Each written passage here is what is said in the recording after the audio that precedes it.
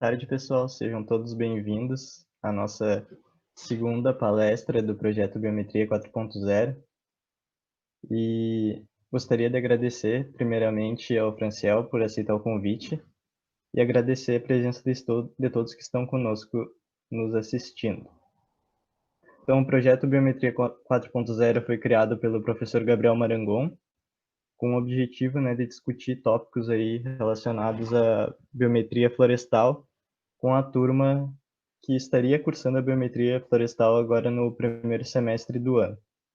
Tá? Eu esqueci de me apresentar, meu nome é Matheus Teixeira, eu faço parte do LabMaf e estaria cursando o nono semestre de Engenharia Florestal aqui na Unipam.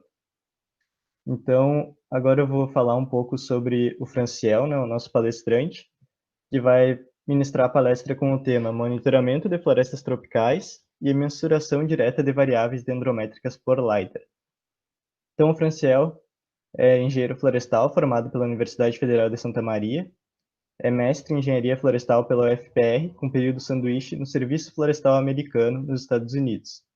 E atualmente ele é doutorando em engenharia florestal também pela UFPR e professor substituto na Universidade do Estado do Mato Grosso, responsável pelas disciplinas de sensoriamento remoto, fotogrametria, fotointerpretação e SIG, tendo experiência no uso de dados de sensoriamento remoto para estudos no monitoramento da Terra, análises espaciais e obtenção de variáveis florestais.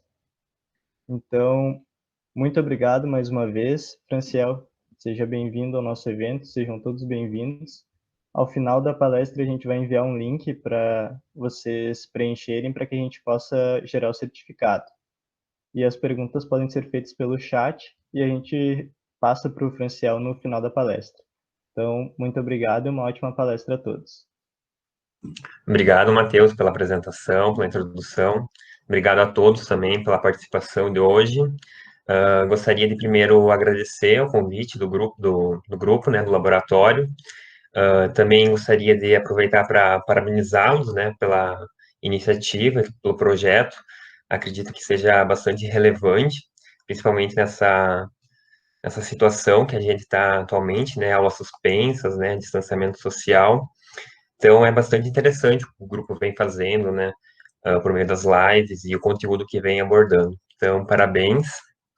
E agora eu vou apresentar um pouco da minha trajetória na engenharia florestal e depois a gente vai falar um pouquinho sobre o monitoramento das florestas e também a questão de mensuração direta, de variáveis dendrométricas. Deixa eu colocar aqui para apresentar para vocês. Aí vocês me dão um feedback se está projetando.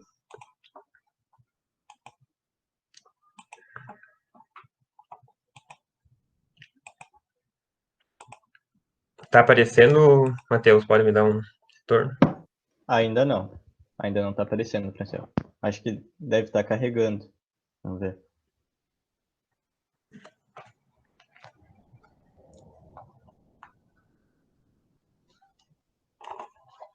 Deixa eu ver qualquer coisa. Tu colocou apresentar agora a tela inteira, né? Ah, não cliquei em compartilhar. Acho que agora... Isso, sim. foi em tela. Deixa eu cancelar e colocar de novo, então.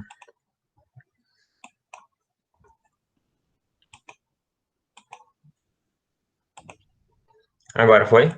Agora foi. Então tá bom. Então, os que entraram agora, uma ótima palestra, pessoal. Valeu. Obrigado, Matheus. Bom, então, como foi me solicitado, vou falar um pouco sobre a minha trajetória acadêmica na engenharia florestal. Montei uns slides aqui para ficar um pouco mais dinâmico, não ficar só aparecendo o meu rosto.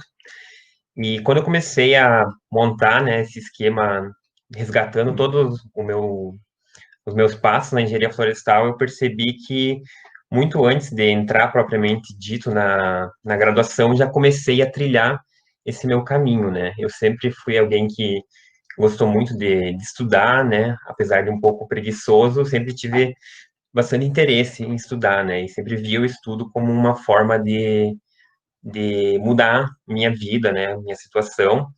E digo isso porque vim de uma cidade muito pequena, onde não tive muitas oportunidades de escolha, não tive acesso a escolas de línguas e tudo mais. Então, via que aquilo lá era uma situação que eu gostaria de mudar, né?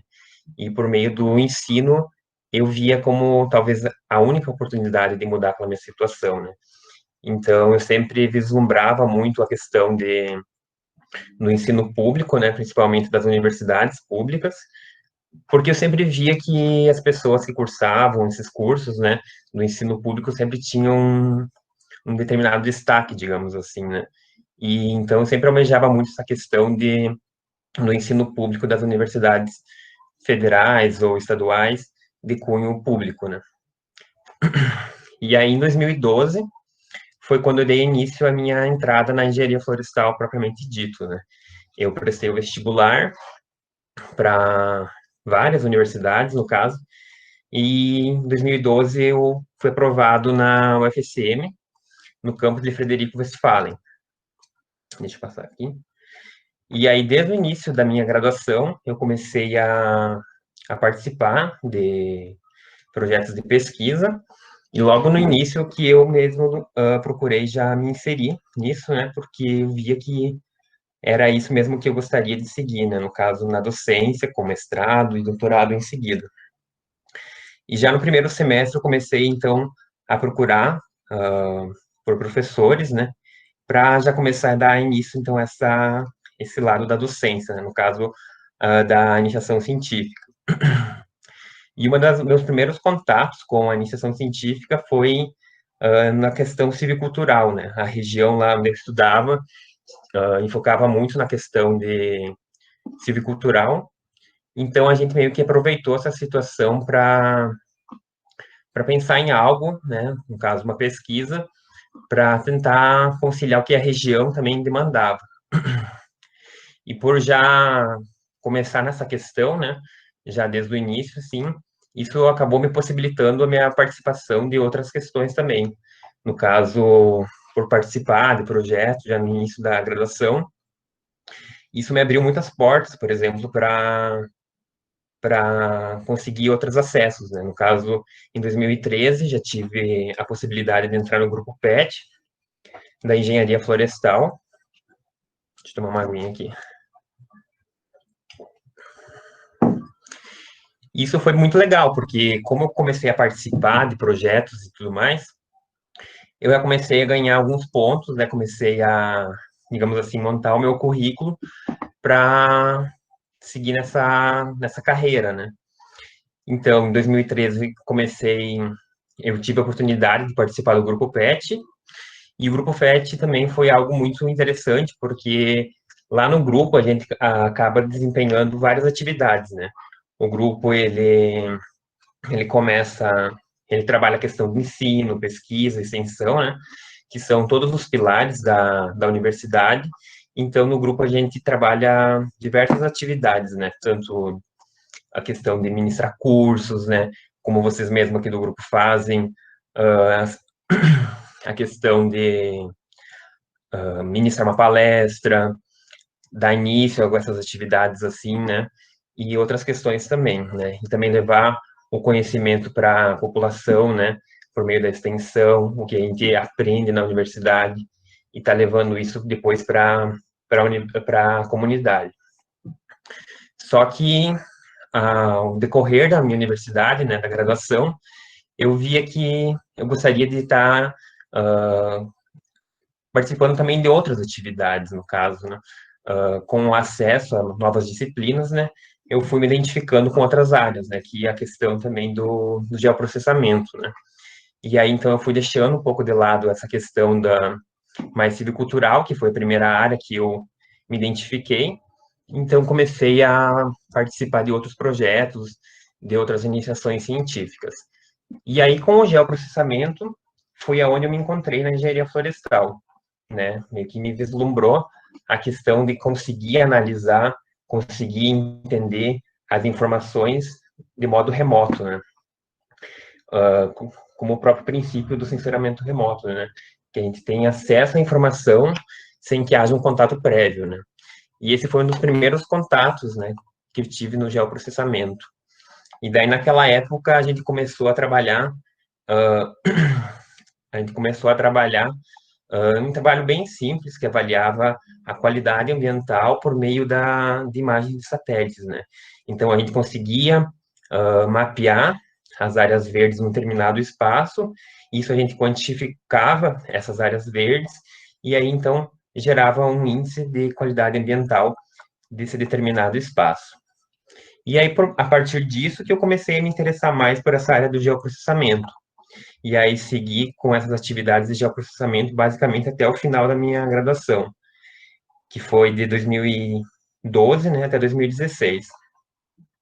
E aí, quase terminando a minha graduação, eu já sabia que eu queria fazer mestrado e seguir na carreira de docente, né?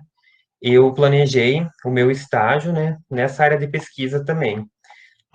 E já planejando num sentido de onde eu ia cursar o meu mestrado. Então, no final de 2016, eu fui para Curitiba, que é onde eu fiz o meu mestrado e doutorado também. E lá também eu apliquei a questão do geoprocessamento, né? Só que aí a gente começou a trabalhar com espécies florestais na Amazônia. E também foi algo bem interessante, porque a gente começou a associar várias ciências, né? No caso, eu trabalhava com geoprocessamento, era o plano do meu estágio, só que utilizava de conceitos de ecologia, também utilizava do manejo florestal, e aí foi onde que eu acabei seguindo mesmo a minha área, né? No meu estágio, desenvolvi um plano de como espécies poderiam ser identificadas, né, por meio de geoprocessamento e de ferramentas de análise espaciais, e isso poderia dar suporte para gestores e quem manejasse essas questões dessas espécies na Amazônia. Então, basicamente, esse foi um resumo das minhas atividades em relação à graduação. Claro que teve outras coisas, mas acabei focando só nessas principais. Aqui um pouco da minha primeiro contato com a pesquisa, um pouco diferente na época. E aí, agora, indo para o mestrado. Por eu ter já um contato no estágio com a minha orientadora do mestrado, eu já consegui delinear algumas coisas do que eu iria trabalhar no mestrado. Então, a gente já conversou que a gente queria trabalhar com o LiDAR, né? Então, esse foi meu primeiro contato com o LiDAR. E aí a gente pensou na questão da araucária, que ela tem uma determinada importância, né? Principalmente para a região sul, que é a região que ela mais ocorre, né? Então, a gente acabou pensando em trabalhar com LiDAR para gerar estimativas de biomassa, né? E aí a gente começou a trabalhar, teve acesso aos dados, começou a ver como funcionava, né? Era muito recente a questão do LiDAR naquela época, era 4 anos atrás, não era tão explorado, estava começando a se falar de LiDAR, né, aqui no Brasil. Então a gente começou a fazer alguns testes, vendo como funcionava e tudo mais. E aí deu tudo certo, assim, foi muito rápido o processo. Em questão de meio ano, a gente já tinha meio que pronto essa parte das estimativas de biomassa. Então, a gente viu que para um mestrado seria pouco, né? E aí aqui a gente mudou um pouco o enfoque do meu mestrado e começou a trabalhar com a Amazônia. E aí na Amazônia já era um outro desafio, né? Porque, primeiramente, a gente trabalhava só com uma espécie, né? E depois a gente começou a trabalhar com todo um arcabouço de espécies, né? De diversas espécies. E aí a gente manteve o contexto da estimativa da biomassa, só que daí focando para a área toda, né? Para a paisagem, no caso. E foi no mestrado também que eu conheci um pesquisador muito bom, que é o Carlos Silva, que ele acabou entrando no meu comitê de orientação, e ele que deu algumas dicas para nós de como a gente poderia mudar o contexto do meu mestrado, né, para a gente conseguir publicar isso em revistas de melhor impacto e dar um viés mais de contribuição científica. E aí que entrou a pegada do monitoramento da biomassa, né? Que depois eu vou falar um pouco para vocês de como isso funciona e como a gente desenvolveu. E com o Carlos entrando também no meu comitê de orientação, ele me deu a oportunidade de eu conseguir fazer um intercâmbio também nos Estados Unidos, por ele já ter feito, por ele já ter feito o mestrado dele nos Estados Unidos e também o doutorado. Ele tinha contatos, então ele falou assim, eu acho que você poderia levar o teu trabalho para lá, né, e contar com a ajuda de especialistas para estar melhorando isso e a gente conseguir publicar em uma revista um pouco melhor, né, e ter uma contribuição mais significativa. Aí, entre reuniões e troca de e-mails, né, deu certo, deu ir para lá, passei 4 meses nos Estados Unidos, em uma das estações de pesquisa, em Moscou, no estado de Idaho, e foi muito legal, porque eu consegui, né, levar a minha pesquisa para lá, consegui melhorar o que eu já vinha desenvolvendo, eu consegui também participar de coleta de dados com eles, consegui aproveitar um pouco para conhecer como que eles fazem a pesquisa. De quebra também já consegui melhorar um pouco meu inglês e também vivenciei um pouco de uma cultura diferente, né? No caso dos Estados Unidos. Então é um é uma condição totalmente diferente, né? Aqui no Brasil a gente é acostumado com as nossas florestas, né? Que elas atingem 25, 30, em alguns casos chegam até 40 metros, né? E lá fora é algo assim muito surpreendente, né? Porque era, em alguns casos, né, 50, 60 metros, e é uma condição totalmente diferente do que a gente tem de formação florestal aqui. E eu achei muito interessante também que eles lidam com a pesquisa de uma forma muito diferente, né? Nós aqui no Brasil, geralmente, a gente é mais aplicado, né? Ah, eu quero melhorar a estimativa do diâmetro, ah, eu quero conseguir a altura por tal coisa. E para eles isso já não é tão interessante, eles já têm um sentido mais de ecologia na pesquisa, né? E eles dão muita mais atenção para isso, por exemplo, tem pesquisadores que utilizam LiDAR para fazer, por exemplo, o rastreamento de uma espécie, de um animal, ou alguns deles, eu quero estudar qual que é o som do fogo, né? Em alguns casos, eles têm um fogo lá que é importante para a condição de um determinado povoamento, né? Então, eles direcionam as pesquisas de uma forma diferente. Isso também foi bastante interessante de estar vivenciando.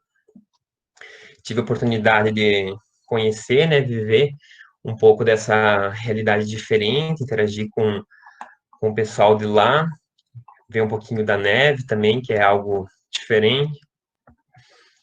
E aí, fiquei por lá 4 meses, voltei para o Brasil, tive minha aprovação no doutorado e também no mestrado. No caso, fiz a defesa do meu mestrado. Aí no doutorado já é um novo desafio, né? Você propor uma tese, né? E logo já no início a gente tive o prazer de ser convidado para participar de um projeto que é chamado Preve Fogo, que vai fazer o monitoramento do Cerrado brasileiro e vai lançar uma série de trabalhos assim que vão ser realizados. E a minha tese vai contribuir com uma parte que a gente vai tentar identificar algumas espécies do cerrado por sensores remotos, no caso por LiDAR, e também hiperespectral, um sensor hiperespectral. E aí já logo no início do meu doutorado, já fui para campo, já coletei dados, já está tudo encaminhado, pronto para começar mesmo. Então vai ter bastante coisas, né? Provavelmente em seguida logo vai ser disponibilizado alguns estudos que a gente vem desenvolvendo. É um grupo muito grande de pesquisadores, alunos de mestrado, doutorado, na graduação também, então tem bastante gente trabalhando nisso. Logo em seguida, no final mesmo de 2019, quando eu entrei no doutorado, eu passei num processo seletivo para professor na Universidade do Estado do Mato Grosso, na qual eu fiquei responsável pelas disciplinas de sensoramento remoto, fotogrametria, para engenharia florestal e sistemas de informação geográficas para biologia. Eu fui bem feliz lá das aulas, né? Mas aí logo em seguida veio a Covid e acabou cancelando tudo, né? Suspendendo tudo, no caso. As aulas estão suspensas, né? E agora a gente vai entrar com o modo remoto, em breve. E aí, nesse meio tempo, né, afastado das disciplinas, a gente começou a se envolver com outras atividades lá na universidade, como atividades de extensão, no qual eu sou responsável pelo monitoramento da Covid, né, em todo o estado no Mato Grosso. Então, além da gente trabalhar monitorando a Covid, a gente também gera essas áreas de risco aqui para todo o estado, né? Mesmo não havendo casos em algumas cidades, a gente classifica elas com base em uma probabilidade se elas estão no risco de um determinado contágio, né? Então, se tiver interesse, falo um pouquinho mais no final da palestra. Bom, era isso que eu tinha para falar da minha trajetória. E agora eu vou falar um pouquinho sobre a questão do monitoramento de florestas tropicais. E em seguida a gente conversa um pouquinho sobre a mensuração das variáveis, né? Para quem tiver interesses, essa foi minha dissertação no mestrado, né? Então vocês podem encontrar esse conteúdo nesse título aqui. Estimativas do estoque e dinâmica de biomassa acima do solo, utilizando diferentes abordagens estatísticas e dados LiDAR em floresta tropical. E mais propriamente nesse capítulo aqui, que trata de uma comparação entre abordagens de modelagem para a gente estar estimando e também avaliando, né, monitorando a biomassa em floresta tropical. Bom, mas por que desse estudo, né? A questão da biomassa, ela é muito importante em vários contextos, né? E também a questão do monitoramento de florestas, mas mais propriamente dito, né? A biomassa, ela é de grande importância nas questões de mudanças climáticas, porque as florestas, no processo de fotossíntese, elas acabam absorvendo o carbono, né? E só que da mesma forma que elas absorvem o carbono, né, e acabam estocando na forma de biomassa, as florestas elas podem acabar sendo maléficas se determinados eventos ocorrerem, né? Por exemplo, a questão do desmatamento ou da degradação florestal. Então, de modo geral, as florestas elas atuam como sequestradoras de carbono, mas elas podem também emitir carbono, né? No caso de degradação florestal ou desmatamento. Então, é extremamente importante, né, essa questão do monitoramento, e o sensoramento remoto é um dos grandes recursos para que a gente consiga fazer isso, né. Historicamente, desde que existe o sensoramento remoto, sensores como Landsat, satélites como Landsat e outros satélites que são classificados como passivos, eles já vêm fazendo um bom trabalho. Só que existem vários limitantes, né? Por exemplo, a questão das nuvens na Amazônia, elas acabam dificultando o trabalho, e também que a questão desses sensores eles não serem tão adequados para estimativas de biomassa, porque chega num determinado grau e a leitura, digamos assim, ela fica com problema, porque esses sensores eles não são adequados, eles não conseguem avaliar a estrutura 3D da floresta. Então, a estimativa da biomassa ela fica um pouco prejudicada. E aí que entra o LiDAR, por ser um sensor ativo, né? Ele consegue fazer uma varredura 3D da floresta, ele tem essa capacidade, então começa a se trabalhar com LiDAR. Então, basicamente, é nesse sentido que a gente começou a pensar no nosso trabalho, nesse trabalho que foi desenvolvido.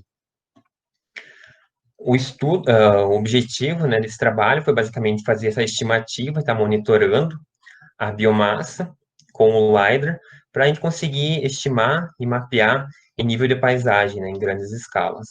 E além disso, a gente também propôs avaliar qual seria o melhor método, né, dado que geralmente isso é feito por regressão linear, que é o método tradicional, só que existem outros métodos, né, uma série de métodos, entre eles aprendizado de máquina,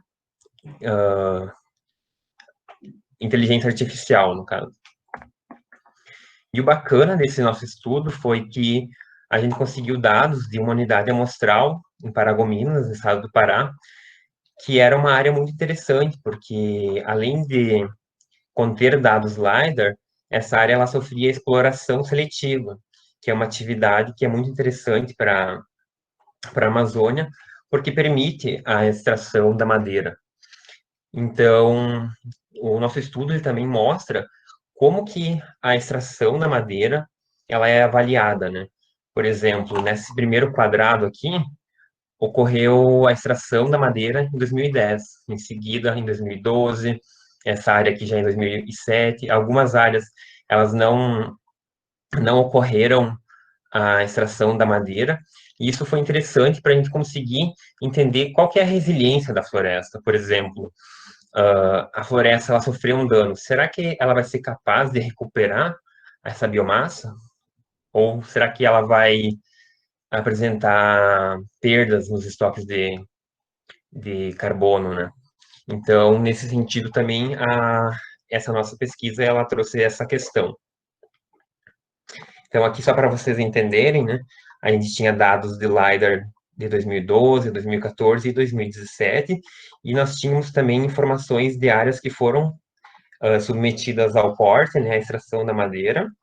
No caso, essa área aqui era uma que sofreu a extração da madeira, então dá para perceber aqui que em 2012 a área estava normal, né? Estava uma determinada situação, e com a extração, né, aqui já dá para perceber que houve essa retirada, né? Isso também é visto em 2017. E aqui no caso de uma área que ela não sofreu a extração, né? Então ela aparentemente ela está igual nas três condições, parecendo que aqui há um determinado acréscimo, parece assim, da árvore, né? Como eu falei, né, a gente tinha dados temporais de LiDAR para avaliar essas questões, 2012, 2014 e 2017. Aqui só para vocês verem um pouco das características do LiDAR que a gente utilizou. Como que a gente fez esse processamento, né? Quando a gente trabalha com dados LiDAR, a gente tem que seguir uma determinada rotina, né? Principalmente quando a gente quer trabalhar com as métricas do LiDAR, então a gente precisa classificar o solo, né? Classificar os pontos que são de solo e de vegetação. É muito importante também que a gente normalize esse tipo de dado, porque geralmente ele é dado em altitude, né? Então a gente precisa passar isso para a questão de altura, né? Para trabalhando com a normalização dos dados, e depois, propriamente, extrair essas métricas do LiDAR, né? Que seriam como se fossem informações das nossas árvores, por exemplo, pensar em algo mais do nosso cotidiano, né? Ah, uma métrica de média, isso vai representar a metade da árvore. A métrica, aqui tem exemplo, as métricas, né? A métrica altura máxima, né? Hmax, isso vai representar o topo da árvore, né? E assim sucessivamente. O LiDAR ele oferece muitas métricas, né? O que acaba sendo muito bom para a gente conseguir avaliar essa questão estrutural, né? E modelar uma determinado variável. No caso aqui foi a biomassa, né? E para apresentar várias métricas, né? Normalmente são 80 métricas. A gente acabou selecionando previamente as que correspondem à estrutura, né, da vegetação. E como a gente tinha o objetivo de criar modelos, né, determinar um método, a gente também aplicou essas métricas em uma metodologia que se chama PCA, que ela é a seleção de variáveis da componente. Então, ela vai selecionar quais que são as melhores métricas, né? Quais que são as potenciais métricas para a gente estar sendo mais parcimonioso, no caso. Também falei da questão das abordagens de inteligência artificial. Essas abordagens, elas são interessantes porque elas conseguem lidar com esses conjuntos muito complexos, né? E é bem o caso do LiDAR, né? São muitas informações e muitas vezes a regressão linear ela não dá conta. Então, talvez essas abordagens mais flexíveis elas sejam mais interessantes. Então, a gente também acabou testando, além da regressão linear, outros conjuntos de metodologias, né? Random Forest, que é bem famoso, o SVM, as redes neurais, e também os vizinhos mais próximos. Como resultado disso, a gente tinha quase 30 métricas que a gente selecionou, né? E a gente encontrou que essas métricas aqui, essas 6 métricas, elas já eram suficientes para a gente conseguir modelar a biomassa. Então, isso aqui já corresponderia a 90% da eficiência do modelo.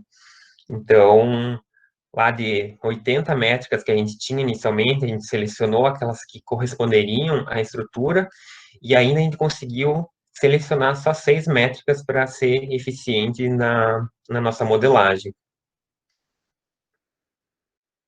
Em relação aos modelos, a gente percebeu que os modelos de aprendizado de máquina, eles não conseguiram superar a regressão linear. A regressão linear, ela foi o melhor método, ela atingiu um erro abaixo de 20%, o que para a floresta nativa é considerado muito bom, devido à complexidade desse ecossistema, né? Então, geralmente esses erros chegam lá de 30%, 40%, e o pessoal consegue publicar isso, porque é muito difícil mesmo conseguir modelar tanta informação, né, como uma floresta nativa. E aí nosso objetivo era tentar entender, né, como que temporalmente a floresta ela estava atuando, né? Se ela estava estocando o carbono, né, conseguindo absorver o carbono, ou se ela estava liberando, né? Então, o fato de a gente ter esses dados temporais nos permitiu entender um pouquinho mais a dinâmica e da resiliência dessas florestas, né? Então, lá em 2012, né, toda aquela área, essa aqui, no caso, ela apresentou um estoque médio de 244 megagramas. E aí, em 2016, esse estoque ele passa com um acréscimo para 263, e em 2014 houve uma redução para 250. Só que analisando isso de 2012, isso parece dar uma impressão negativa, né, de 2014 para 2017. Mas analisando isso de 2012 para 2017, a gente vê que a floresta ela tá ainda mantendo seus estoques, né? Então, nesse sentido, a gente consegue entender um pouco mais de como que a floresta ela está atuando, né? Talvez seria interessante também, se possível, se tivesse dados, né, continuar essa sequência para tentar entender se realmente ela está num processo de emitir ou se ela está conseguindo ter uma dinâmica entre os ganhos e as perdas do carbono, né? E aqui, e aqui mostra um pouco sobre de todas as unidades, né? No caso, tinha unidades que foram exploradas em 2010, outras em 2008, algumas em 2012, e aquelas que não foram exploradas, né? E a gente pode ver, a gente conseguiu ver, né, no caso, que aquela unidade que foi explorada, né, que ocorreu o corte seletivo da madeira, ela começou a apresentar a redução constante dos estoques, né? Então, ela passou de 279 megagramas da biomassa para 2014, uma redução de quase 13 megagramas, e também depois, em 2017, passando a reduzir, né? Já aquela unidade que não foi explorada, a gente conseguiu ver que ela estava mais estável, né? Ela apresentou um estoque em 2012 de 272 megagramas por hectare. Houve um aumento em 2014 e, posteriormente, o decréscimo, né?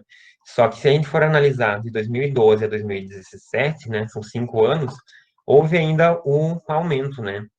Então, a gente consegue inferir que essa unidade, por ela não estar sofrendo, ela está mais estável, digamos assim, né?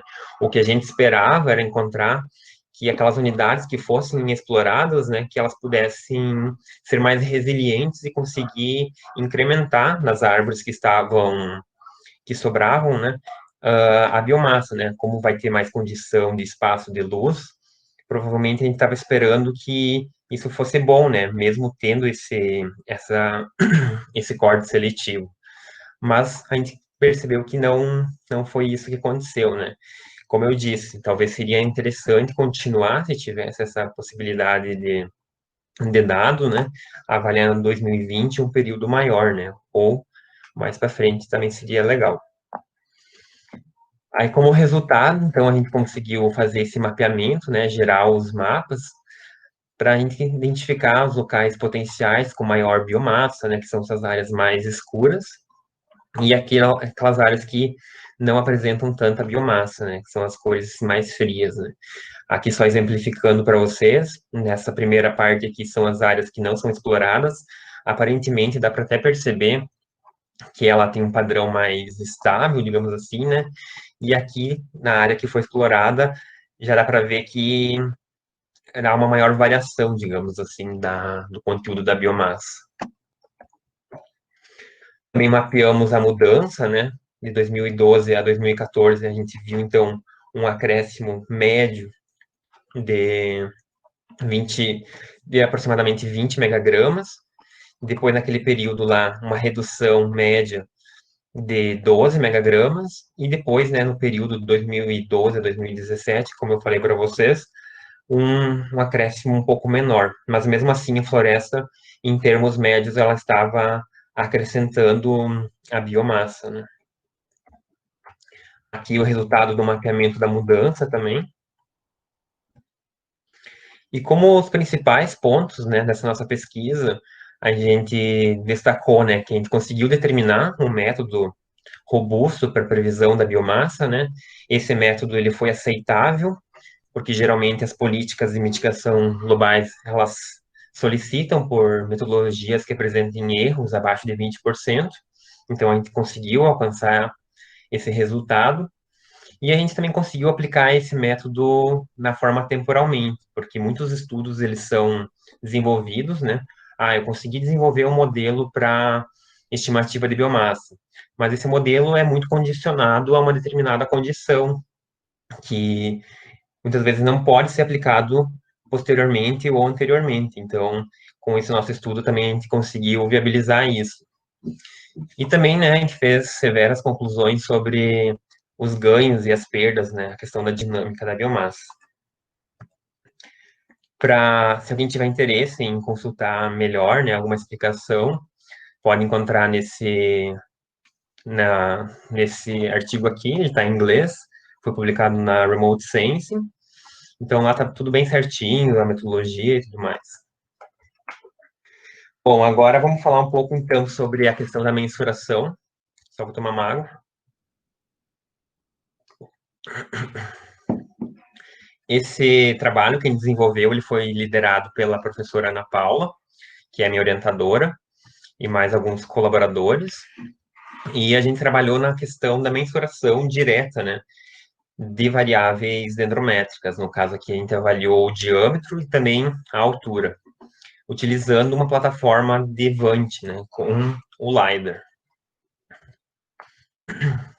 Bom, uma breve contextualização é que desde os primórdios da engenharia florestal, a gente sempre está buscando formas de melhorar nossos trabalhos, né? E mais focado para a biometria, para o inventário florestal, o diâmetro e a altura são as principais variáveis que os engenheiros florestais eles acabam mensurando no campo, né? E, e essas duas variáveis elas são muito importantes porque elas têm relação muito forte com outras variáveis, né? Por exemplo, o próprio volume, né? O volume é uma informação muito importante para as empresas e elas requerem essa informação cada vez mais precisa.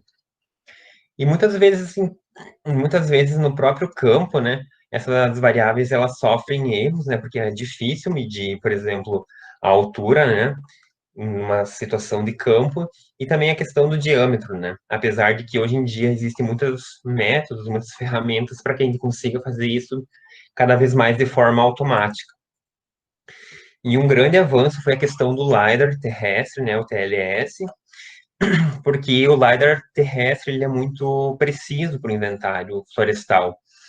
Só que apesar de muito preciso, né, apesar de ele lançar muitos pontos, né, ele é um laser também, e conseguir fazer uma descrição muito boa da floresta, né, o LiDAR terrestre ele é condicionado a uma dependência espacial, né, então a gente não consegue fazer grandes levantamentos com o LiDAR terrestre. E além disso, a gente também fica condicionado a que a gente precisa fazer múltiplas varreduras, né, para a gente conseguir atingir nossos determinados objetivos. Por exemplo, se eu utilizar uma varredura só, eu vou ter um levantamento de uma determinada área, mas essas áreas mais extremas aqui, elas vão ficar prejudicadas. Além disso, também vai ter a questão de que não vai ocorrer o levantamento das informações que não estão sendo visualizados.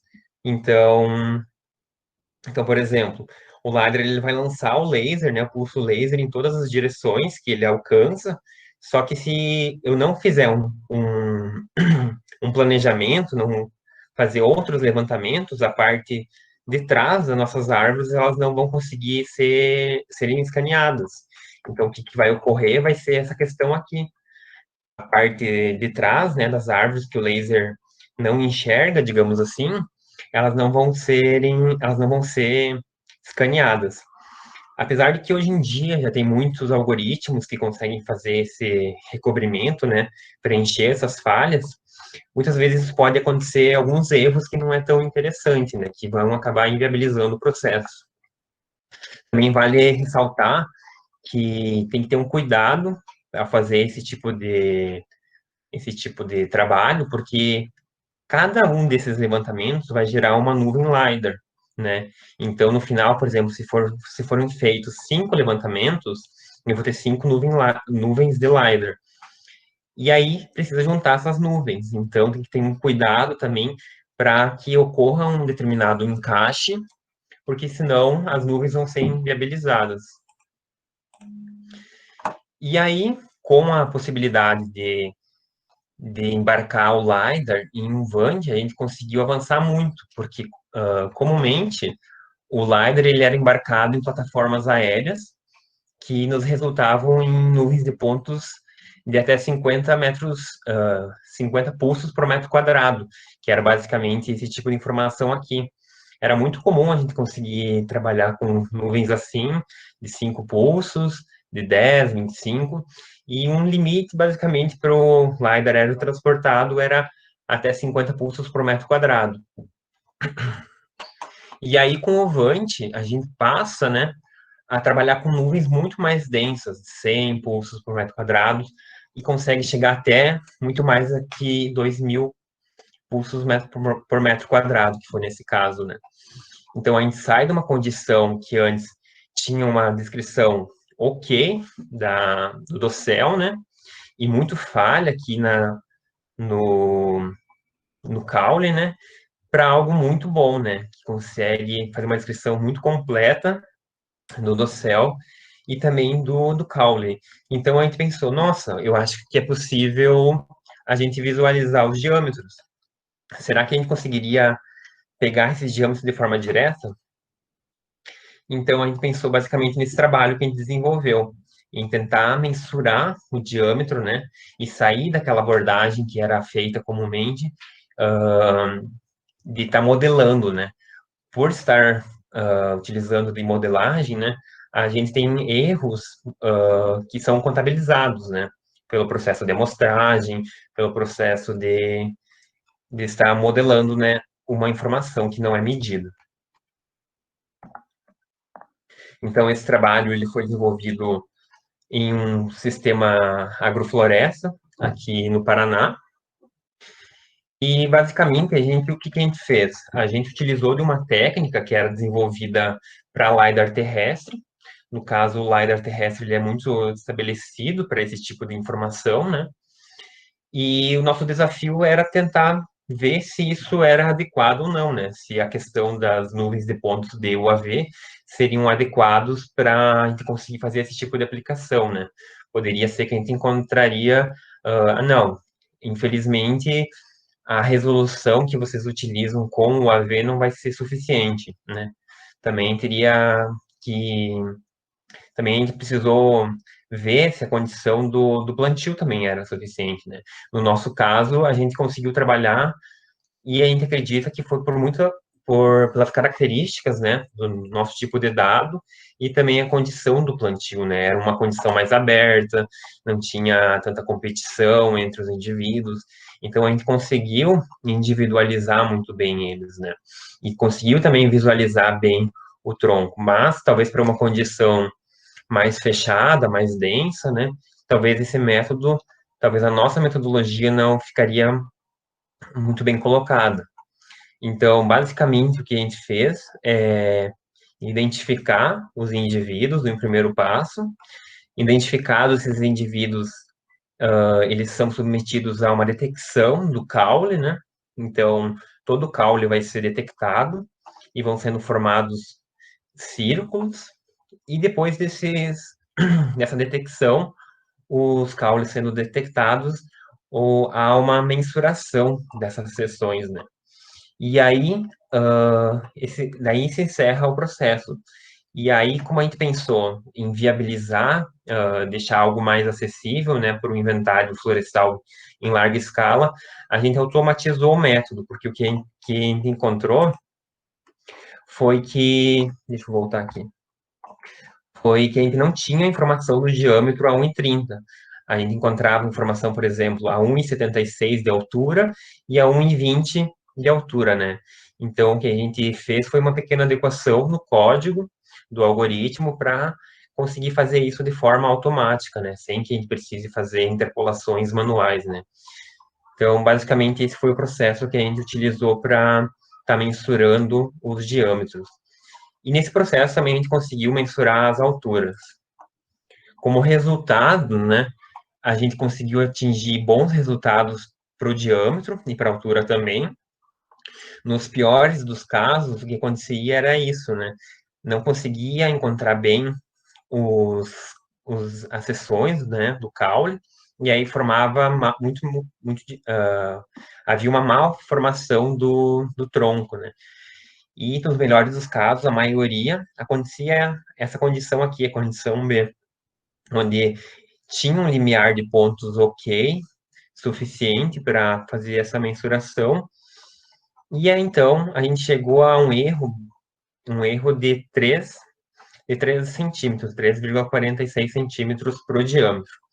Para a altura, essa metodologia, ela não é a melhor metodologia, existem metodologias melhores, mas a gente conseguiu um erro de 1,51 para a variável altura. Também é um erro muito bom, né, se a gente for considerar a viabilidade dessa técnica, né. Bom, pessoal, seria isso das apresentações. Me coloco para qualquer dúvida que tiverem. Muito obrigado, Franciel, em nome do professor Gabriel, em nome de todo o laboratório, né, de todo o LabMAF. Muito obrigado a todos que estão presentes e podem fazer as perguntas aí pelo chat. Eu vou enviar agora o formulário de presença. E a palestra foi realmente excelente, né? Uma temática muito boa e que é recente, né? A gente vem visto esses trabalhos agora são bem mais atuais. Como tu mesmo falou, né, em 2016 essa parte de LiDAR não era tão forte como está agora, né? Sendo aplicado em diversas Contexto. áreas dentro da área florestal, né? Uhum. Aqui tem uma pergunta do Giovanni Sistari. Boa tarde. Ao que você atribui o baixo desempenho das técnicas de inteligência artificial comparados com o modelo linear para a modelagem da biomassa? Boa tarde, Giovanni. Então, essas técnicas, apesar de bastante flexíveis, né, elas requerem que a gente tenha um conteúdo muito grande de dados, né? Então, é preciso que a gente tenha muita informação, por exemplo, muitas parcelas. No nosso caso, a gente utilizou parcelas, né? Então, foram 85 parcelas de campo e a gente atribui que a gente não conseguiu atingir uma variabilidade suficiente desses dados, né? Então, talvez se a gente conseguisse uma maior quantidade de dados, né, das parcelas do inventário de campo para fazer a modelagem por inteligência artificial, né, talvez o resultado seria melhor, talvez superaria a questão da regressão linear e conseguiria um resultado melhor, né? Com certeza, né? A inteligência artificial aí necessita de grandes dados, né? Grandes Uhum. conjuntos de dados. Aí tem bastante gente agradecendo aqui pela palestra, parabenizando também. Eu que agradeço pela oportunidade.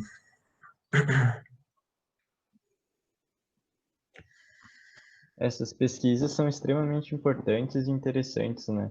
Elas facilitam muito aí a questão do inventário, que a gente vê que é bastante caro, né? Com essas tecnologias acaba, né, sendo mais barato, vamos dizer assim, apesar das tecnologias serem caras também. Sim, o bom é que agora já está ficando mais viável aplicar isso, né? Sim, sim. Tá ficando mais simples a estrutura, né? Antes eram condições muito Por exemplo, um sensor LiDAR era uma estrutura muito grande, né?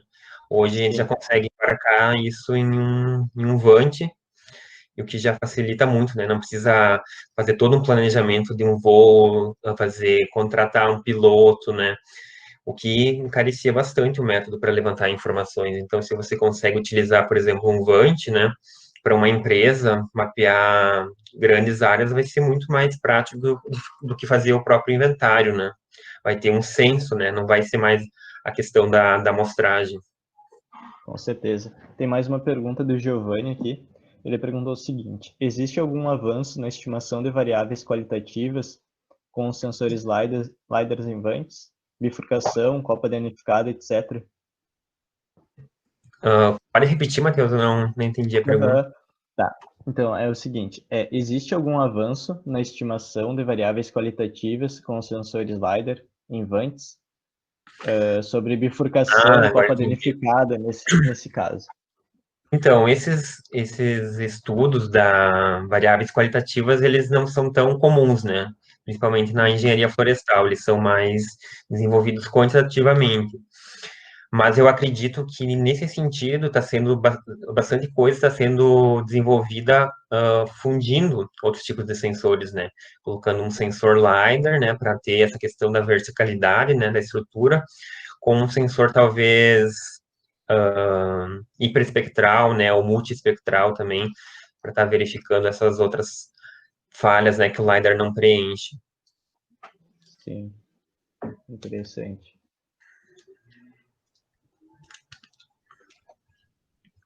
Aí o Giovanni agradeceu e parabenizou, que foi muito boa a apresentação. Pessoal que não respondeu ainda ali o formulário pode responder, depois vai ficar mais um tempo disponível. E agora tem mais uma pergunta aqui, do Marcos Daniel da Silva. Adorei a palestra e você comentou sobre o aprendizado de máquina. Vocês buscam outros modelos ou fazer novos ajustes nos modelos existentes para se adequarem às variáveis dendrométricas? Vocês Essa foi a buscam outros pergunta. modelos ou...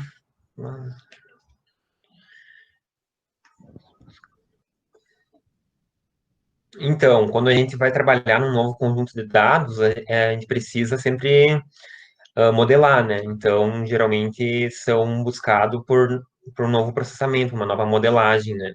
Mas eu acho que a pergunta dele, né, no caso, se a gente busca por outros modelos, né? Sim, é importante, sempre são lançados, sempre são desenvolvidos novos modelos, novos algoritmos, né?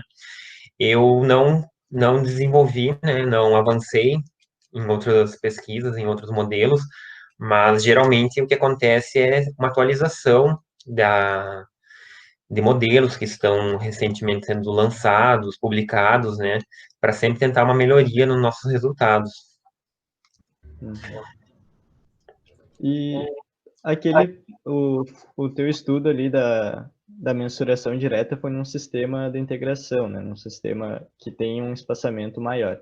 E daí, tu acha que conseguiria fazer isso num plantio, por exemplo, voltado para a celulose, que já é mais adensado?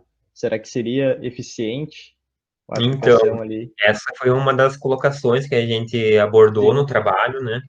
Aham. Que novas condições precisam ser testadas, né? Isso funcionou muito bem na condição que a gente estava trabalhando, mas eu acho que vai depender muito da condição que você vai ter, né? Por exemplo, se tiver muita vegetação no subbosque, isso já não Uhum. vai ser interessante, né? Porque vai haver um conflito entre os pontos do LiDAR, né?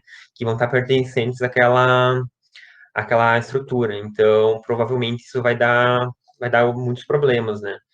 Sim. Mas sendo possível de enxergar os caules, eu acredito que é viável, né? Mas tem que ter Sim. uma descrição boa do caule. Uhum. Com certeza ele acaba sendo complicado às vezes que realmente tem povoamentos que tem um subbosque já mais sujo, né? Que daí já influencia mesmo. Sim. Até nesse estudo, em algumas condições, nas piores condições, né, a vegetação rasteira, que estava mais alta, ela acabava confundindo os pontos, né, e aí formava aqueles círculos não tão bem correspondidos, né, com o caule. Então, acabava confundindo o algoritmo, né, não conseguia delinear. os círculos para fazer essa mensuração. Uhum. Então, mais uma vez, Franciel, muito obrigado aí por compartilhar a tua experiência, né, tua vivência também lá nos Estados Unidos, muito interessante, e todo esse conhecimento aí que tu já vem tendo com essas pesquisas, né, tanto no mestrado como no doutorado. Agradeço também a todos que estiveram presentes, e é isso, vamos buscar seguindo, realizando esses encontros aí, compartilhando conhecimento. Muito obrigado. Obrigado, Matheus, pela oportunidade.